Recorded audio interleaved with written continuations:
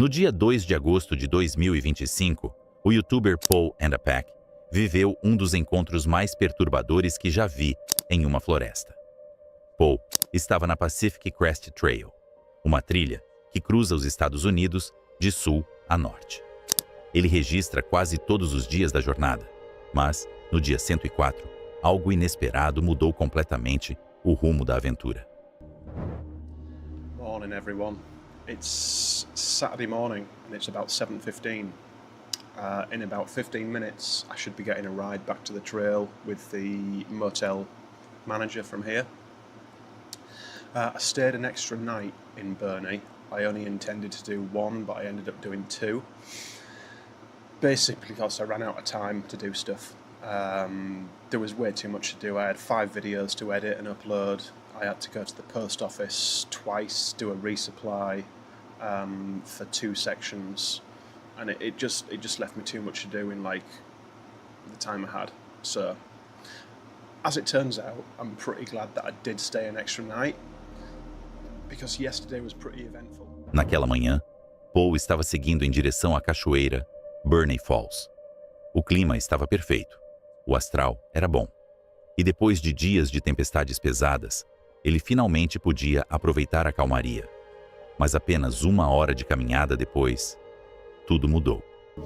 So I've just come from this direction, walking down this trail here, and to the side of me is this big volcanic feature. I'm going to guess it's either a sill or a dike. I can't remember the difference between them. But just through here on some of the rocks, there seems to be a big pile of, it kind of looks like trash, but it also looks like it could be a sleeping bag. And I can't see anyone there. It's just a little bit strange, so I'm just going to have a wander in and make sure that there's nothing nasty going on.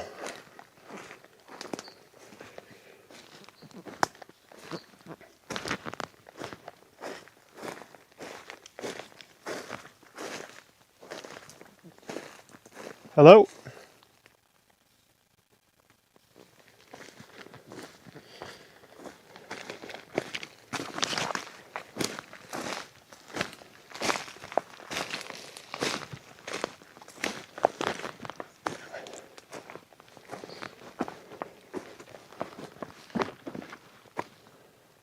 Oh my goodness me.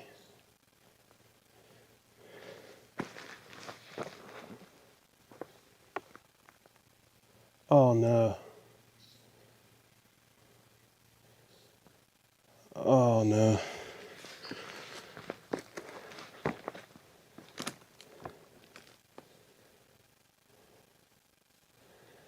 I'm not sure if I've just found a body or not.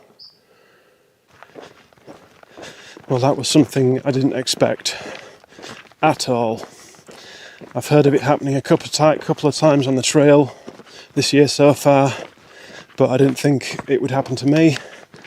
I've just found somebody's remains at the side of the trail. And when I say the side of the trail, kind of like off that side of the trail, maybe 50 feet or so. I thought it was a pile of trash to start with, and I thought I would just go and investigate. When I got closer to it, it became obvious that it was the remains of a hiker. There was a backpack there, a sun umbrella, some trekking poles, and then I spotted the leg bones completely stripped. The tent was there, you know, all the sort of stuff you would associate with a through hiker or a long section hiker. And then when I turned around to leave the scene to get back to the trail to figure out what to do, that's when I spotted the skull, and that just obviously confirmed everything. There was a couple behind me, Adam and Jennifer, thank goodness. They helped me out, and Adam called 911. He had a little bit of service, and there's some deputies coming out to meet us. just the thing, we're kind of in the middle of a section that's difficult, a little bit more difficult to get to roads-wise. So it's going to be about 3 miles to the road where the deputies are coming in from, I believe. Adam's marked the site with some TP, toilet paper, and some sticks. And as I say, we didn't disturb anything. We just kind of looked from a distance. But it's an awful, awful thing, obviously. But hopefully that will bring some closure to the family. That's the only thing that's kind of a good thing that's come out of it. À sua esquerda, Paul avistou algo estranho no chão da floresta. Ao se aproximar, percebeu o que era. Restos humanos. Provavelmente de outro caminhante que havia desaparecido na Pacific Crest Trail.